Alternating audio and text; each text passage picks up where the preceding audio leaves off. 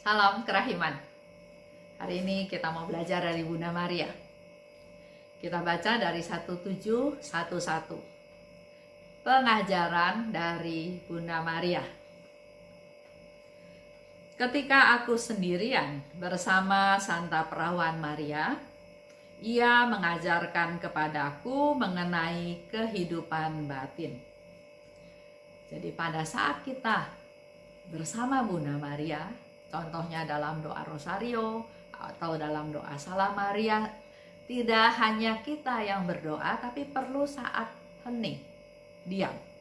Karena dikatakan oleh Suster Faustina, pada saat aku sendirian bersama Bunda Maria, ternyata ia mengajarkan aku, dia memberikan nasihat tentang kehidupan batin. Bunda Maria berkata, kebesaran sejati suatu jiwa adalah mencintai Allah dan merendahkan diri di hadiratnya sambil melupakan diri sendiri sama sekali dan tidak mengandalkan suatu pun. Kebesaran suatu jiwa.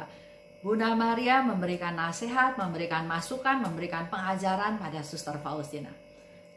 Kebesaran suatu jiwa, tadi dikatakan satu, mencintai Allah. Kalau kita mencintai Allah ya, itu adalah bukti kita punya jiwa yang besar. Dan kedua, merendahkan diri di hadapannya. Ketiga, melupakan diri sendiri. Dan keempat, tidak mengandalkan suatu pun, hanya Allah. Sebab Tuhan itu memang besar. Tapi ia sangat berkenan pada orang yang rendah hati. Tuhan itu besar. Dan dia berkenan pada kita-kita kalau kita rendah hati. Ia selalu menolak orang yang sombong. Di 6:20 hal ini dipertegas lagi. Dikatakan oleh Suster Faustina, pengajarku adalah Maria. Ia selalu mengajar bagaimana aku hidup bagi Allah. Kita pun kalau mau belajar bagaimana hidup bagi Allah, kita rajin baca diary Suster Faustina. Rohku semakin cemerlang berkat kelembutan dan kerendahan hatimu, oh Maria. Dengan dia dapat guru, Bunda Maria sebagai gurunya, sebagai pengajarnya, maka dia katakan rohku semakin cemerlang berkat kelembutan dan kerendahan hati dari Maria. Inilah yang mau kita belajar bersama-sama. Bunda Maria banyak sekali memberikan nasihat kepada kita di dalam buku diary Suster Faustina tentang kerendahan hati. Dan yang dikatakan oleh Bunda Maria bukan hanya kata-kata, tapi dia nyatakan dalam perbuatan. Sudah banyak contoh, kemarin juga saya cerita ya tentang Bunda Maria. Kerendahan hatinya. Aku ini siapa? Aku ini hamba Tuhan. Lakukanlah apa yang engkau kehendaki. Dia tidak menuntut, Tuhan, saya kan akan mengandung dan melahirkan anak Allah. Kasih saya sarana, kasih saya spesial, kasih saya perlindungan, kasih saya untuk memenuhi kebutuhan-kebutuhan saya. Enggak, dia sama sekali tidak menuntut, tidak meminta. Dia hanya melaksanakan perintah Tuhan. Hidup di hadapan Allah dengan cara mencintai Allah, melaksanakan kehendaknya. Ayo pergi, cacah jiwa. Karena dia ikut Yosef suaminya. Dia lagi hamil, tapi karena aturan pemerintah dia nggak ngomel, dia juga nggak marah, dia lakukan. Sampai ke sana nggak ada penginapan karena semua orang cacah jiwa datang ke kota tersebut. Otomatis nggak ada tempat. Akhirnya melahirkan di kandang, juga nggak komplain. Kalau sekarang anak sekarang mau melahirkan di rumah sakit yang terkenal, yang hebat, yang bahkan sekarang banyak anak-anak muda yang nggak mau lahir normal, sesar. Ya, sebetulnya menurut saya aneh ya.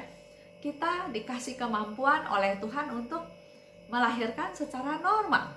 Sesar itu bukan suatu fasilitas yang perlu dinikmati kalau kitanya normal-normal aja. Itu adalah untuk tindakan hal-hal yang memang membutuhkan treatment spesial. Tapi zaman sekarang saya banyak dengar hal tersebut. Ya, it's okay, bukan urusan saya juga ya. Tapi itulah, coba kita lihat dari Bunda Maria. Lahir Yesusnya masih kecil, pergi ke Mesir. Tuhan, kenapa saya harus pergi? Kan Tuhan bisa bunuh Herodes, kan Tuhan bisa lindungi saya. Dan itu tidak dilakukan. Pergi ya pergi, dengan masa depan yang nggak tahu, yang nggak jelas. Karena pergi ke tempat yang jauh, juga nggak tahu di sana bagaimana udaranya, situasinya, masyarakatnya ya. Bahkan saya pernah baca satu buku, waktu bayi Yesus dibawa dalam perjalanan menuju ke Mesir, ternyata kan melewati gurun pasir, melewati mungkin kota-kota atau desa-desa, ya perjalanan yang cukup panjang. Sampai suatu hari bayi Yesus ini mungkin ya juga perlu dimandikan kan ya, kalau nggak kan kepanasan, kasihan juga. Nah, pada waktu Bunda Maria mampir ke satu tempat di mana Yesus dimandikan, setelah itu ternyata air bekas Yesus mandi itu memandikan lagi satu bayi lain. Yang katanya bayi itu tadinya kalau nggak salah kusta ya, dan ternyata sembuh. Jadi kalau kita lihat perjalanan Bunda Maria itu, walaupun dia susah, walaupun dia sengsara, tapi tetap membawa kebaikan dimanapun dia berada. Sampai di Mesir, dia hidup di Mesir sampai suatu hari disuruh balik lagi karena Herodes sudah meninggal. Itulah perjalanan hidup Bunda Maria sampai keluar dari Mesir. Ada proses yang harus diikuti sebagai bangsa Yahudi. Pergi ke perayaan, Yesusnya hilang. Mungkin kalau kita suami istri saling menyalahkan.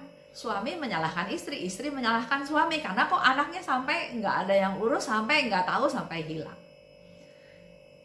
Cari, dalam masa pencarian pasti ada kegalauan, ada kekhawatiran. Itu semua dialami oleh Bunda Maria. Tapi tidak ada keluhan sama sekali. Kita belajar ya dari Bunda Maria. Bunda Maria pengajar dari Suster Faustina.